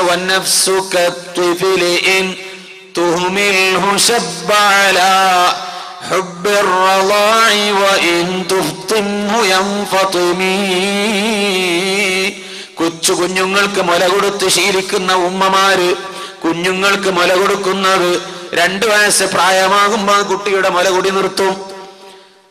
അങ്ങനെ അല്ലെങ്കിൽ 1.5 വയസ്സ് പ്രായമാകുമ്പോ ആ കുഞ്ഞിന്റെ മുലകുടി നിർത്തും. 2 വയസ്സ് പ്രായമാകുമ്പോ എന്തായാലും ആ കുഞ്ഞിന്റെ മുലകുടി നിർത്തും. മുലകുടി നിർത്താതെ വിട്ടാലോ ആ കുഞ്ഞും മുല കുടിക്കും.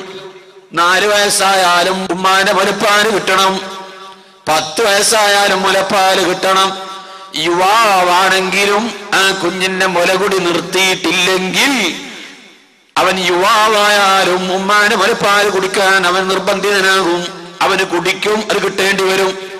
അതേ സമയത്ത് ഇതേ കുഞ്ഞിനെ തന്നെ 2 വയസ്സ് പ്രായമാകുമ്പോഴേക്ക് ഉമ്മ മുലപ്പാല് കുടിക്കുന്നത് നിർത്തിയിട്ട് ഉമ്മാന്റെ മാറിടത്തിൽ നിന്ന് മാറ്റി നിർത്തിയപ്പോൾ ആ കുഞ്ഞൻ അങ്ങനെ വളരുകയും ചെയ്തു. ഇന്ന് ഉമ്മാന്റെ മുലപ്പാല് കുടിക്കുക എന്ന് ആലോചിച്ചു നോക്കൂ. നമുക്ക് സാധ്യമാണോ? ചിന്തിക്കാൻ പോലും സാധ്യമാണോ? നമ്മുടെ ശരീരത്തെ, നമ്മുടെ നഫ്സിനെ എങ്ങനെ പാകപ്പെടുത്തുന്നോ ആ പാകപ്പെടുത്തുന്ന വിധത്തിലാണ് നമ്മുടെ ശരീരം. ശരീരത്തെ നല്ലതുകൊണ്ട് പാകപ്പെടുത്തണം, നല്ല ചിട്ടകൾ ശരീരത്തിന് കൊടുക്കണം. അപ്പോൾ തഹജ്ജുദ് നിസ്കാരം വേണം. എന്തിന്? നാളെ പരലോകത്ത് വിചാരണ കൂടാതെ സ്വർഗത്തിലേക്ക് പറഞ്ഞേക്കുന്ന ആദ്യത്തെ പണി മഹ്ശറിലതാണ്. തഹജ്ജുദ് നിസ്കരിച്ചവരെവിടെ? ഇങ്ങോട്ട് വരൂ. അവരെ അങ്ങ് സ്വർഗത്തിലേക്ക് പറഞ്ഞേച്ചിട്ടാണ് അല്ലാഹു തആല വിചാരണക്ക് തിരിയുന്നത്. എല്ലാ ജനങ്ങളെയും അല്ലാഹു വിചാരണക്കെടുക്കും. സർവ്വജനങ്ങളെയും വിചാരണ ചെയ്യും. ഓരോരുത്തരും ദുനിയാവിൽ ചെയ്ത സർവ്വകാര്യങ്ങളും ചോദിക്കുമ്പോ നാം പറയാൻ വിസമ്മതിക്കുമ്പോൾ നമ്മുടെ ഏടുകൾ, നാം ചെയ്ത ഏടുകൾ കയ്യിൽ തരും. മലക്കുകൾ അത് ചുമന്നു വന്നിട്ടുണ്ടല്ലോ, അവരെ അല്ലാഹു ഏൽപ്പിച്ചതല്ലേ. ആ ഏടുകൾ കയ്യിലേക്ക് തരും. ഏത് കയ്യിലാ തരുന്നത്? കിതാബ് ഏത് കയ്യിലാ കിട്ടുന്നത്? അത് തന്നെ വലിയ ഒരു പ്രതീക്ഷയാണ്. അവിടെ നിന്ന് തന്നെ ഏകദേശം നമ്മുടെ രൂപം മനസ്സിലാക്കാം.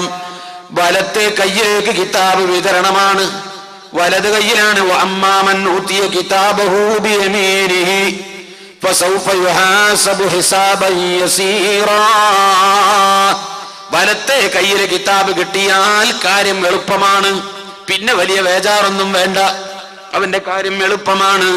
ചെറിയ ഒരു ഹിസാബ് കൊണ്ടങ്ങ് രക്ഷപ്പെടും.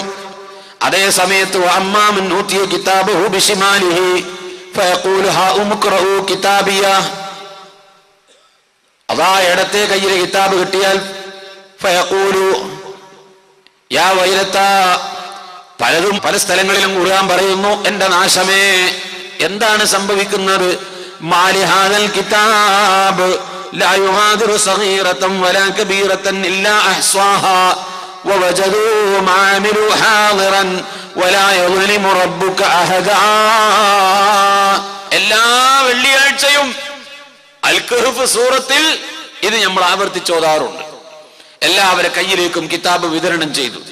വലത് കൈ പിന്നിലേക്ക് പിടിച്ചു കെട്ടി ഇടത്തെ കയ്യിൽ കൊടുക്കപ്പെടുന്ന ചില കൂട്ടര്.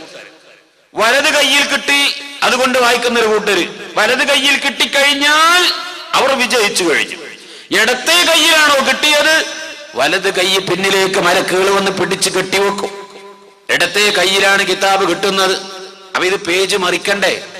ഓരോ പേജും മറിക്കണ്ടേ? ഒരു പേജ് എത്ര വായിച്ചു കഴിയുമ്പോ അടുത്ത പേജ് വായിക്കണ്ടേ? കൈ പിന്നിലേക്ക് പിടിച്ചു കെട്ടിയിരിക്കല്ലേ, എങ്ങനെ കഷ്ണം മറിക്കുക? യൽഖാഹു മൻസൂറാ. ഓട്ടോമാറ്റിക്കായി പേജുകൾ മറിഞ്ഞുകൊണ്ടിരിക്കും. ഒരു പേജിന്റെ വായന കഴിഞ്ഞാൽ ഖുർആൻ പറയുന്നു അടുത്ത പേജ് ഓട്ടോമാറ്റിക്കലി മറിഞ്ഞുകൊണ്ടിരിക്കും. കൈ പിന്നിലേക്ക് പിടിച്ചു കെട്ടി എന്നത് കൊണ്ട് പേജ് മറിയാതിരിക്കൊന്നുമില്ല. അങ്ങനെ പേജുകൾ മറിഞ്ഞുകൊണ്ടിരിക്കും. എല്ലാം വായിച്ചു തീരും. നിഷേധിക്കും മനുഷ്യൻ. അവിടെയും മനുഷ്യൻ നിഷേധിക്കും. ഞാൻ പറഞ്ഞിട്ടില്ല, ഞാൻ ചെയ്തിട്ടില്ല എന്നൊക്കെ പറയും. ഒരു ദോഷം ചെയ്താൽ ആ ദോഷം ചെയ്യുന്നത് ഏത് കാലമാണോ, ഏത് ടൈമിലാണോ, ഏത് സ്ഥലത്ത് വെച്ചാണോ, എല്ലാറ്റിനെയും അല്ലാഹു ഹാജരാക്കും. ഭൂമിയെ ഹാജരാക്കും. യൗമഇദിൻ തുഹദ്ദിതു അഖ്ബാറഹാ. ഭൂമിക്ക് ചില കാര്യങ്ങൾ റബ്ബിനോട് തുറന്നു പറയാനുണ്ട്. ഭൂമിക്ക് ചില കാര്യങ്ങൾ റബ്ബിനോട് പറയാനുണ്ട്. എന്താണ് ഭൂമി പറയുന്നത്? അഷ്റഫുൽ ഖൽഖ് തങ്ങളോട് സ്വഹാബത്ത് ചോദിച്ചു, എന്താ ഭൂമി പറയുക? ഓരോ മനുഷ്യനും ചെയ്തിരിക്കുന്ന നന്മയും തിന്മയും ഭൂമി അള്ളാഹിനോട് പറയും. ഇവിടെ കാണാം, അള്ളാഹുവിന്റെ റസൂലിന്റെ മേലിൽ ഒരു മനുഷ്യൻ സ്വലാത്ത് ചൊല്ലിയാൽ ആ ചൊല്ലുന്ന ശബ്ദം എത്ര ദൂരത്തേക്ക് കേൾക്കുന്നുവോ ആ ശബ്ദം കേട്ട ദൂരത്തുള്ള വൃക്ഷങ്ങളും സസ്യപുല്ലുകളും മണൽത്തരികളും ചരൽക്കല്ലുകളും നാളെ പരലോകത്ത് അനുകൂലമായി സാക്ഷി പറയും. റസൂലുള്ളാഹി സ്വല്ലല്ലാഹു അലൈഹി വസല്ലം തങ്ങൾക്ക് ഈ മനുഷ്യൻ സ്വലാത്ത് ചെല്ലുന്നത് ഞാൻ കേട്ടിട്ടുണ്ട് എന്ന്, അതിന്റെ ശബ്ദം എത്ര ദൂരത്തേക്ക് അടിച്ചു വീശിയോ ആ സ്ഥലത്തുള്ള ഓരോ മണൽത്തരികളും പരലോകത്ത് അനുകൂലമായ സാക്ഷിയാകും. ഈ ആയത്തിനെ വ്യാഖ്യാനിച്ചു പണ്ഡിതന്മാർ പറഞ്ഞിട്ടുണ്ട്, നിസ്കരിച്ചാൽ ആ സ്ഥലം പരലോകത്ത് സാക്ഷിയാണ്.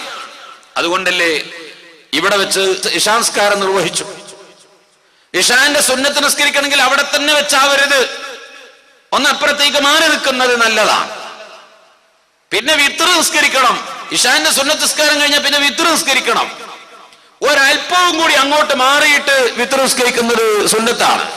കിതാബുകളിലൊക്കെ ഇങ്ങനെ സുന്നത്ത് വിവരിച്ചിട്ടുണ്ട്. അങ്ങനെ മാറി നിൽക്കുന്നത് സുന്നത്തായി വിവരിച്ചിട്ടുണ്ട്. അപ്പൊ തറാവീഹിന്റെ ഈ 2 റക്അത്തുകളിൽ മാറേണ്ട ആവശ്യമില്ല. 20 റക്അത്തിന്റെ ഒരു നിസ്കാരമാണല്ലോ. ആ 20 റക്അത്തും ഈ 2 റക്അത്ത് ഓരോ സ്ഥലത്ത് വെച്ച് നിസ്കരിക്കുമ്പോഴാണ് ഒരു 20 റക്അത്തിന്റെ തറാവീഹ് പൂർത്തിയാവുക. അതുകൊണ്ട് അതിന്റെ ഇടയിൽ മാറേണ്ടതില്ല എന്നും പണ്ഡിതന്മാർ പറഞ്ഞിട്ടുണ്ട്. അങ്ങനെ ഈ 2 റക്അത്തുകളും ഇശാന്റെ 4ഉം ഇശാന്റെ സുന്നത്തായ 2ഉം അതിനുശേഷമുള്ള വിത്റും അതുപോലെ ളുഹറിന്റെ മുന്നിലും പിന്നിലും ചെയ്യേണ്ട സുന്നത്തുകൾ വിവിധ സ്ഥലങ്ങളിലേക്ക് മാറി നിൽക്കുന്നത് നല്ലതാണ്. നിസ്കാരത്തിന് വലിയ ഒരു സൊഫ്, സലാം വീട്ടി ദുആ ഒക്കെ കഴിഞ്ഞു, എഴുന്നേറ്റ് നിന്നു. ഇപ്പുറത്തുള്ള ആള് അപ്പുറത്തേക്കും അപ്പുറത്തുള്ള ആളെ ഇപ്പുറത്തേക്കും മാറ്റിയാൽ പരസ്പരം ആ നിൽക്കുന്ന 2 ആളുകൾ അങ്ങോട്ടും ഇങ്ങോട്ടും മാറിയാൽ നല്ല അച്ചടക്കമുണ്ടാകും, ഭംഗിയുണ്ടാകും, അടുക്കും ചിട്ടയും ഉണ്ടാകും. സ്ഥലം മാറലുമായി നിസ്കാരം കഴിഞ്ഞാൽ മറ്റുള്ളവർക്ക് പോകുന്നതിന് ബുദ്ധിമുട്ടുമില്ല. നല്ല ഭംഗിയായ കാര്യങ്ങൾ നിർവഹിക്കാൻ ജുമുഅക്കൊക്കെ പ്രത്യേകിച്ചും. അപ്പോ എന്തിനാണ് ഇങ്ങനെ മാറുന്നത്? നീ സുജൂദ് ചെയ്ത സ്ഥലം നാളെ പരലോകത്ത് അല്ലാഹുവിനോട് പറയും, അല്ലാഹുവേ, ഈ മനുഷ്യൻ എന്റെ മാറിടത്തിൽ വെച്ചുകൊണ്ട് നിസ്കരിച്ചവനാണ്, തെമ്മാടിത്തരം ചെയ്തവനാണെങ്കിൽ ഭൂമി പറയും, അല്ലാഹുവേ, ഈ മനുഷ്യൻ ഇന്ന സ്ഥലത്ത് വെച്ച് വ്യഭിചാരം ചെയ്തവനാണ്, ഇന്ന സ്ഥലത്ത് വെച്ച് കളവ് പറഞ്ഞവനാണ്. മദ്യപിക്കുമ്പോൾ ചിന്തിക്കണേ, വ്യഭിചരിക്കുമ്പോൾ ചിന്തിക്കണേ, ഒരു ഹറാമ് പറയുമ്പോൾ ശ്രദ്ധിക്കണേ. ആ സ്ഥലം നാളെ പരലോകത്ത് നമുക്ക് പ്രതികൂലമായി മാറും. ആ സ്ഥലം നാളെ പരലോകത്ത് റബ്ബിനോട് പറയും, ഇന്ന ദിവസം ഇന്ന സമയം എന്റെ മുകളിൽ വെച്ച് ഈ മനുഷ്യൻ ഇന്ന ഇന്ന കാര്യങ്ങൾ പറഞ്ഞു എന്ന് പറയും. നാം നിഷേധിക്കാൻ ശ്രമിച്ചാലും നടക്കൂല. ഭൂമി ആ കാര്യം തുറന്നു പറയും. കൈകാലുകൾ സംസാരിക്കും. അൽയൗമ നഖ്തിമു അലാ അഫ്വാഹിഹിം വതുകല്ലിമുനാ ഐദീഹിം വതശ്ഹദു അർജുലുഹും ബിമാ കാനൂ യക്സിബൂൻ. കൈ പറയും, കാല് പറയും, ഞാൻ ഇന്നയിടത്തേക്ക് നടന്നുപോയി. പെരുന്നാൾ നിസ്കാരത്തിന് വരുമ്പോ, ജുമുഅക്ക് വരുമ്പോ, പള്ളിയിലെ ജമാഅത്തിന് വരുമ്പോ ചവിട്ടടികൾ വർദ്ധിക്കുന്നത് നല്ലതാണ്. വരുന്നത് ഒരു വഴിക്കാണെങ്കിൽ പോകുന്നത് മറ്റൊരു വഴിക്കാകുന്നത് നല്ലതാണ്. വാഹനത്തിൽ കയറിയിട്ടല്ലാതെ വരുന്നത് സുന്നത്താണ്. ഇതൊക്കെ ചെയ്യുന്നത് എന്തിനാണ്? ജുമുഅക്ക് വരുന്ന വഴിക്ക് ഓരോ ചവിട്ടടികളും നാളെ പരലോകത്ത് നിനക്ക് അനുകൂലമായി സാക്ഷി പറയണം. തിരിച്ചു പോകുമ്പോ വേറൊരു വഴിക്കല്ലേ പോകുന്നത്? ആ വഴിക്കുള്ള മണൽത്തരികളും ചവിട്ടടികളും നിനക്ക് പരലോകത്തുമായി അനുകൂലമായി സാക്ഷി പറയണം. വരുന്നത് ഒരു വഴിക്ക്, പോകുന്നത് മറ്റൊരു വഴിക്ക്. അത് സുന്നത്താണ്. പെരുന്നാൾ നിസ്കാരത്തിന്, ജുമുഅക്ക്, പള്ളിയിലെ ജമാഅത്തിന് ഒക്കെ പോകുമ്പോ ഇങ്ങനെ പോകലാ നല്ലത്. എന്തിനാണ് ഇതൊക്കെ കിതാബിൽ വിവരിച്ചത്? അല്ലാഹുവിന്റെ റസൂൽ വിവരിച്ചത് നമുക്ക് പരലോകത്ത് ഈ ഭൂമി സാക്ഷി പറയാൻ. ചുണ്ടുകൾക്ക് സീല് വെച്ചു, കയ്യിന്റെ വിരല് പറയുന്നു, കണ്ണ് പറയും, അൽയൗമ നഖ്തിമു അലാ അഫ്വാഹിഹിം വതുകല്ലിമുനാ ഐദീഹിം. കൈ സംസാരിക്കും, കാല് സംസാരിക്കും. അപ്പോൾ നാം ചോദിക്കും, എടാ നീ പറഞ്ഞുവല്ലേ? കയ്യിനോട് ചോദിക്കും, എടാ കയ്യെ നീ പറഞ്ഞുവല്ലേ?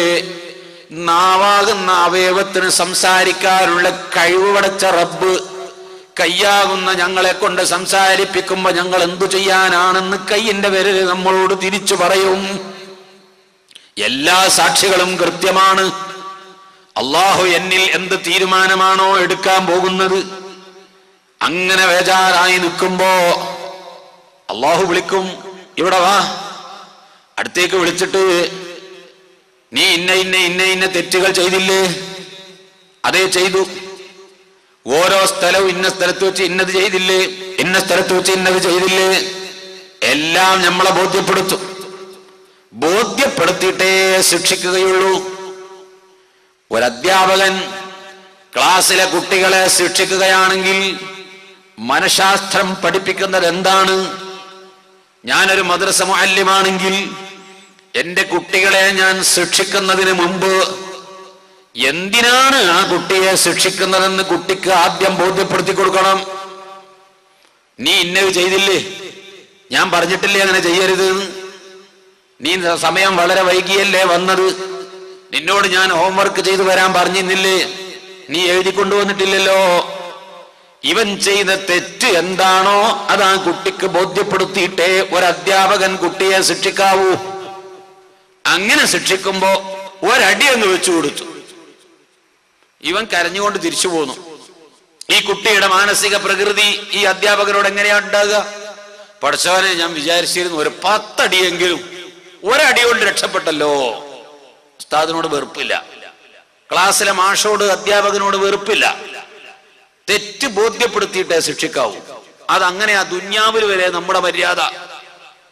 അതേ സമയത്ത് ആദ്യം തന്നെ വന്നപാട് 4 എണ്ണം കൂടെ കൊടുത്തു കുറെ കഴിഞ്ഞ് മദ്രസ വിട്ട് പോകാനാവുമ്പോ, മോനെ ഞാൻ എന്തിനാ നിന്നെ തല്ലിയത് അറിഞ്ഞോ, മനസ്സിലായോ എന്ന് ആ കുട്ടിക്ക് എത്ര തെറ്റ് ബോധ്യപ്പെടുത്തി കൊടുത്താലും ഈ കുട്ടി എന്താ ചിന്തിക്കുക? ഉസ്താദിനെ ഉണ്ട്, എന്നെ തല്ലിയത് ഇച്ചിരി കൂടുതലായി പോയെന്ന്, പിന്നെ സോപ്പിട്ട് പറഞ്ഞേക്കാണ് എന്നേ ആ കുട്ടി മറുപടി കണ്ടെത്തുള്ളൂ.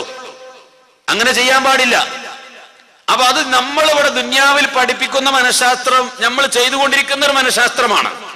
തെറ്റിന് ശിക്ഷിക്കുകയാണെങ്കിൽ, ആരെ ശിക്ഷിക്കുകയാണെങ്കിലും, വാപ്പ മക്കളെ ശിക്ഷിക്കുകയാണെങ്കിലും, ആരെ ശിക്ഷിക്കുകയാണെങ്കിലും, ഇന്ന തെറ്റ് ചെയ്തതിന്റെ പേരിൽ ഇന്ന ശിക്ഷ നൽകുന്നു. ആ ശിക്ഷ തരുന്നത് നീ ഇന്ന തെറ്റ് ചെയ്തതിന്റെ പേരിലാണെന്ന് ബോധ്യപ്പെടുത്തി കൊടുത്തിട്ട് ചെയ്യണമെന്നതാണ് മനഃശാസ്ത്രം. ദുന്യാവിൽ അങ്ങനെയല്ലേ ചെയ്യാ? അപ്പോഴതിന്റെ കാര്യ ഗൗരവം നമുക്ക് മനസ്സിലാവും. അല്ലാഹു തആല എല്ലാം നിഷേധിക്കാൻ കഴിയാത്തവർ ദുന്യാവിൽ ഇതൊക്കെ ചിലപ്പോൾ നിഷേധിക്കും, മറച്ചു വെക്കൊക്കെ ചെയ്യും. എന്തെങ്കിലും കളവ് പറഞ്ഞിട്ടെങ്കിലും രക്ഷപ്പെടാൻ ശ്രമിക്കും. പക്ഷെ ആഖിറത്തില് ഒരു കളവും നടക്കൂല. കിതാബിൽ എഴുതി വെച്ചതുണ്ട്. കയ്യും കാലും സാക്ഷിയാണ്, ഭൂമി സാക്ഷിയാണ്, മലക്കുകൾ സാക്ഷിയാണ്, അതിനുള്ള എല്ലാ സാക്ഷികളും റെഡിയാണ്. ഒരു നിലക്കും നിഷേധിക്കാൻ കഴിയാതെ വരുമ്പോൾ അല്ലാഹു തആല ഒക്കെ ബോധ്യപ്പെടുത്തിയിട്ടാണ് ശിക്ഷ നൽകാൻ പോകുന്നത്. ആ കൂട്ടത്തിൽ ഒരാളെ വിളിച്ചു, ഇന്ന തെറ്റുകളൊക്കെ നീ ചെയ്തില്ലേ, സംഗതി വളരെ ഗുരുതരമായ തെറ്റല്ലേ, ഞാൻ പറഞ്ഞിട്ടില്ലേ ചെയ്യരുത് എന്ന്. പേടിച്ചു വിരണ്ട് വേജാറായി നിൽക്കുകയാണ്. ആ സമയത്ത് അല്ലാഹു തആല ഒരു സ്വകാര്യം പറയുന്നുണ്ട്, എടാ ബേജാറാകണ്ട, ഞാൻ അതെല്ലാം നിനക്ക് മാപ്പ് ചെയ്തിരിക്കുന്നു. അല്ലാഹു ആ കൂട്ടത്തിൽ പെടുത്തട്ടെ. റബ്ബ് നമ്മുടെ ദോഷങ്ങൾ മാപ്പ് ചെയ്തു തരുമാറാവട്ടെ. എന്താണ് ആ മാപ്പ് ചെയ്യാൻ കാരണം? മാപ്പ് ചെയ്യാൻ എന്താ കാരണം? അതിനൊരു കാരണമുണ്ട്. 2-3 സ്ഥലങ്ങളിൽ അല്ലാഹു ഇത് പറയുന്നുണ്ട്. ഒന്ന്, മൻ സതറ മുസ്ലിമൻ, ഒരു മുസ്ലിമായ മനുഷ്യന്റെ വക്കൽ നിന്ന് വല്ല ന്യൂനതകളും വന്നുപോയി, ആ ന്യൂനത മറ്റാരെയും അറിയിക്കാതെ അവനങ്ങ് മൂടിവെച്ചു. അത് കാരണം നാം ചെയ്തിരിക്കുന്ന തെറ്റുകുറ്റങ്ങൾ നാളെ പരലോകത്ത് അല്ലാഹു തആല വിചാരണ ചെയ്യും. വിചാരണ ചെയ്തിട്ട് നമുക്ക് ബോധ്യപ്പെടുത്തി തരും, ഇന്നത് നീ ചെയ്തു, ഇന്നത് നീ ചെയ്തു. സത്യമാണ്, നമ്മൾ നിഷേധിക്കൂല, അത് ഞാൻ ചെയ്തിട്ടുണ്ട് എന്നത് യാഥാർത്ഥ്യമാണ്. എന്നാൽ അതിനുള്ള ശിക്ഷ ഇന്നതാണെന്ന് നമുക്ക് മനസ്സിലാക്കി തന്നു. നമുക്കത് ബോധ്യപ്പെട്ട് കഴിയുകയും ചെയ്തു. ബഹുമാനപ്പെട്ട പരിശുദ്ധ ഖുർആനും റസൂലുള്ളാഹി തങ്ങളും നമുക്കത് നേരത്തെ പഠിപ്പിച്ചിട്ടുണ്ട് എന്ന് നമുക്കെല്ലാം ബോധ്യമാണല്ലോ, മഹ്ശറയിലും ബോധ്യപ്പെട്ടതാണല്ലോ. അപ്പോഴാണ് അല്ലാഹു പറയുന്നത്, ഹബീബായ നബി തങ്ങൾ നമുക്ക് പഠിപ്പിച്ചില്ലേ, ഒരു മുസ്ലിമായ മനുഷ്യനെ എന്തെങ്കിലും ഒരു ന്യൂനത വന്നു പോയാൽ ആ മനുഷ്യനെ അപമാനിക്കരുത്.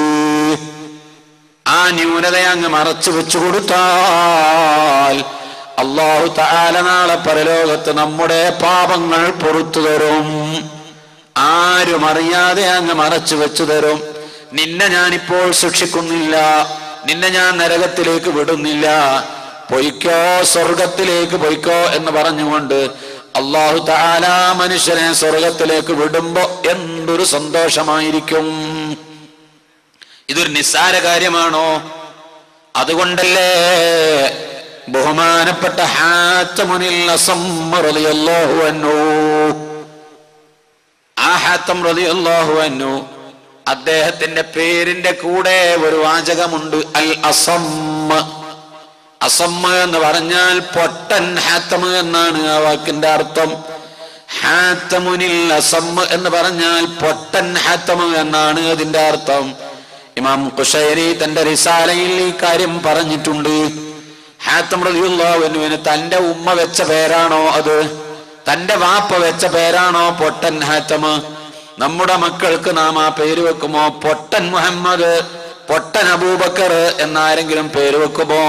ഒരൊറ്റ വാപ്പയും മക്കൾക്ക് പേര് വെക്കില്ല.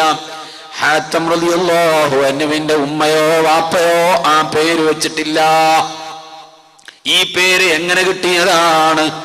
ബഹുമാനപ്പെട്ട ഹാത്തമുൽ അസ്സം റളിയല്ലാഹു അൻഹു വലിയ പണ്ഡിതനാണ്, അള്ളാഹുവിന്റെ ഔലിയാക്കന്മാരിൽപ്പെട്ട മഹാനാണ്. ദർസ് നടത്തി കൊടുത്തുകൊണ്ടിരിക്കുകയാണ്, ശിഷ്യന്മാർക്ക് ദർസ് നടത്തി കൊടുത്തുകൊണ്ടിരിക്കുമ്പോ ഒരു പെണ്ണ് എന്തോ ഒരു മസ്അല ചോദിക്കാൻ വേണ്ടി വീടിന്റെ ആ ഹാത്തം റളിയല്ലാഹു അൻഹു ഇരിക്കുന്ന റൂമിന്റെ ഒരു സൈഡിൽ വന്നു നിന്നു. ഉസ്താദിന്റെ ദർസ് കഴിഞ്ഞ് അങ്ങ് പോകട്ടെ, അതിനുശേഷമാകാം ഇത് ചോദിക്കുന്നത് എന്ന് വെച്ചുകൊണ്ട് ഒരു സൈഡിൽ അവിടെ മാറി നിന്നു. ആ നൃത്തത്തിനിടയിൽ ഉസ്താദ് ദർസ് നടത്തിക്കൊണ്ടിരിക്കുന്നു. അപ്പോഴതാ ആ പെണ്ണിന് അല്പം ശബ്ദത്തോടു കൂടി ഒളു മുറിഞ്ഞുപോയി, കീവായി പോയി ശബ്ദത്തോടു കൂടി. ഇത് മാന്യതയുള്ള ഒരു മനുഷ്യനും ഇഷ്ടപ്പെടൂല. ഈ പെണ്ണിനത് വല്ലാത്ത വഷളത്തരമായി തോന്നി. ഹാത്തം എന്റെ മുമ്പിലാണല്ലോ എന്റെ ഒളു മുറിഞ്ഞത്, അത് ശബ്ദത്തോടു കൂടിയാണല്ലോ, ഹാത്തം കേട്ടുപോയല്ലോ എന്ന് ചിന്തിച്ചുകൊണ്ട് ആ ഹാത്തം റളിയല്ലാഹു അൻഹുവിന്റെ മുമ്പിൽ വഷളായിക്കൊണ്ട് ആ പെണ്ണ് അങ്ങ് തലകുനിച്ചു നിന്നു. ഹാത്തം റളിയല്ലാഹു അൻഹുവിന് മനസ്സിലായി ആ പെണ്ണിന് വല്ലാത്ത മാനക്കേടായിട്ടുണ്ട്. ബഹുമാനപ്പെട്ട ഹാത്തം റളിയല്ലാഹു അൻഹു എന്തു ചെയ്തു? ദർസ് കഴിഞ്ഞപ്പോൾ ഈ പെണ്ണിലേക്ക് തിരിഞ്ഞിട്ട് ചോദിച്ചു, എന്തിനാ